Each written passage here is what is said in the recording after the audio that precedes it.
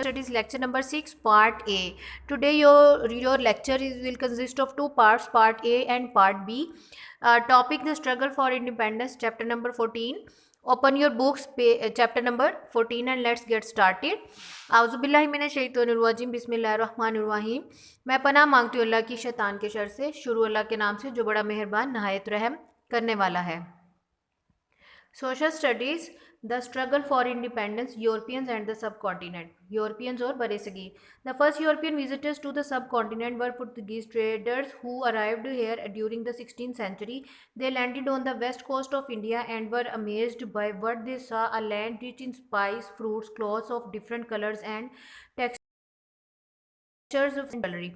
ठीक है, first European जो विजिटर सब कॉन्टिनेंट में आए और वो थे पुर्तगीज ट्रेडर्स, और वो जब यहाँ आए 16th सेंचुरी में तो वो यहाँ हैरान हो गए इस लैंड को देखकर कि यहाँ पर इतनी वैरायटी में फ्रूट्स, क्लॉथ्स, वेजिटेबल्स और स्पाइसेस और ऑर्नामेंट्स वगैरह और ज्वेलरी मौजूद थी। The local people were friendly and treated the travellers with courtesy and respect. The traders exchanged goods with the local people and many returned to Europe. The first among the Portuguese was Vasco da Gama, who landed at Calicut on the west coast of India in 1498. यहाँ के चूँकि रिहायशी लोग बहुत friendly थे, उन्होंने इनको बहुत वार्मली वेलकम किया। उन्होंने यहाँ अपनी चीज़ें बेची और यहाँ से चले गए। जो पहले पुर्तगाल से आया हुआ विजिटर था वो था वास्को डे गामा, जो कि कैलिकत में आया, कोस्ट ऑफ इंडिया पे उतरा था 1498 में।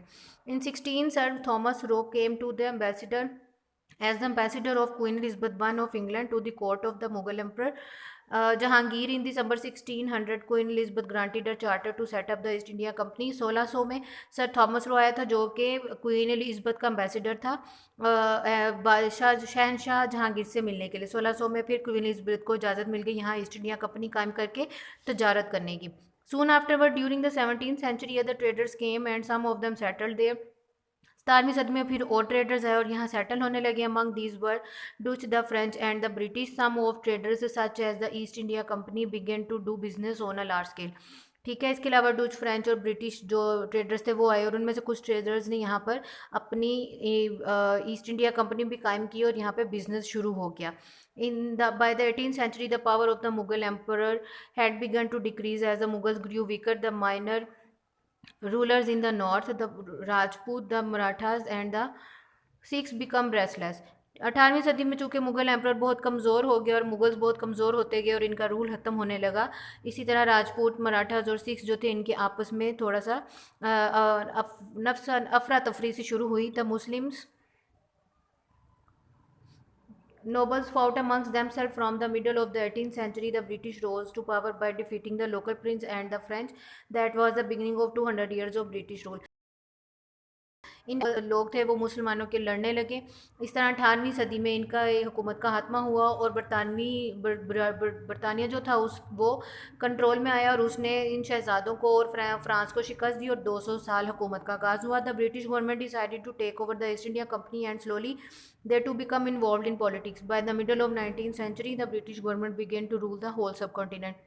ब्रिटिश गवर्नमेंट ने डिसाइड किया कि वो ईस्ट इंडिया कंपनी को अपने टेक ओवर करेगी और पॉलिटिक्स स्टार्ट करेगी। और इसी तरह से 19वीं सदी में ब्रिटिश गवर्नमेंट जो थी उसने पूरे बड़े सगीर को अपने कंट्रोल में किया। The British had come to the सब continent as traded but ended up bringing the whole region under their power.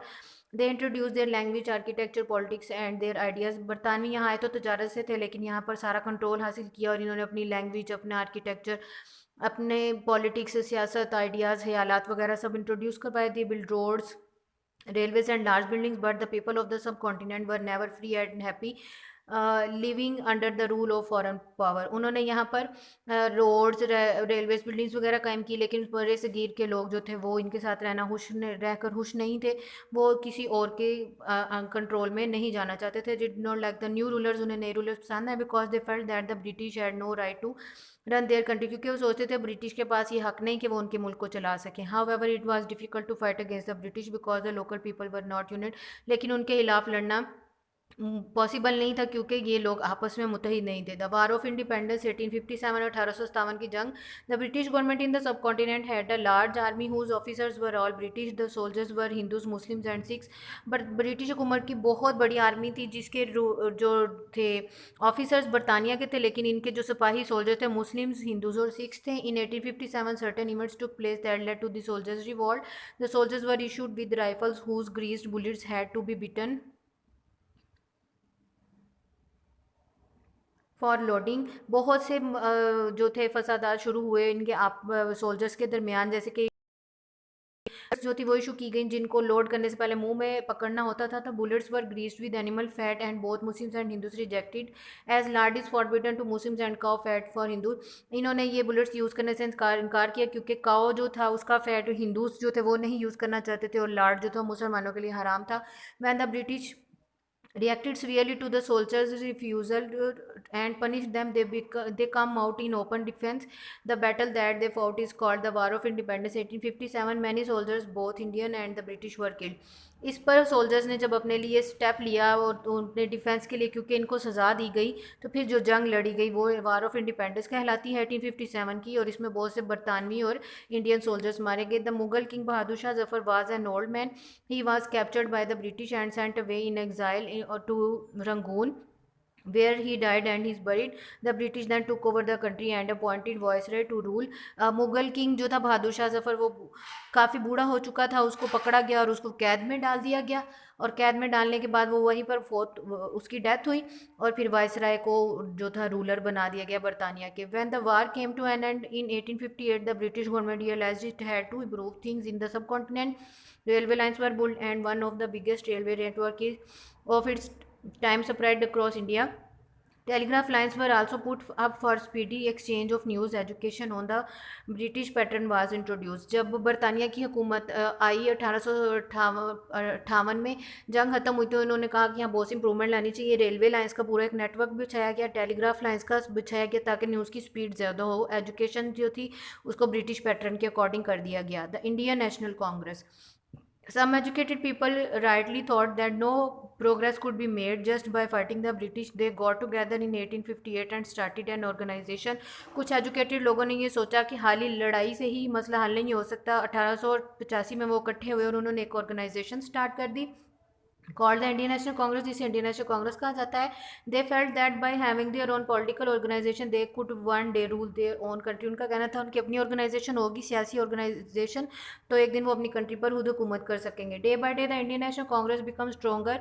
Every year they held a big conference where the members made speeches and more people joined this group. Sometimes the British rulers were not pleased with the speeches of the political leaders and arrested them. They went to jail, out again. दिन ब दिन मुस्लिम league Congress जो थी वो famous होती गई, strong होती गई, और हर उन्होंने क्या किया कि डिफरेंट मेंबर्स जो थे उनके डिफरेंट स्पीचेस करनी शुरू की, और बहुत से लोगों ने इस ग्रुप को ज्वाइन कर लिया। लेकिन ब्रिटिश हुकूमत जो थी वो इससे खुश ना थी, वो इनको पकड़ के इनको जेल में डालते, लेकिन जब इनको दोबारा बाहर निकालते तो ये दोबारा अपना काम स्टार्ट कर देते। The national Congress grew and become more powerful. The British government had to listen to what was being said by the leaders and hold discussions with them. In 1942, their leader Mohandas Gandhi started the Quit India movement. This was a call for the British to leave India. ठीक है, Indian National Congress बहुत ज़्यादा powerful हुई, इतनी powerful के बरतानवी हुकूमत को उसके लीडर्स जो भी बात कहते थे वो सुनना पड़ती। 1942 में मोहनदास गांधी ने क्विट इंडिया मूवमेंट स्टार्ट की, जो कि ये आवाज़ थी कि बरतानिया को इंडिया छोड़ना पड़ेगा। इससे नेक्स्ट रीडिंग आपके लेक्चर 6 के पार्ट बी में है। अब पार्ट बी प्ले कीजिए, हम नेक्स्ट रीडिंग उसमें पढ़ेंगे। ओके।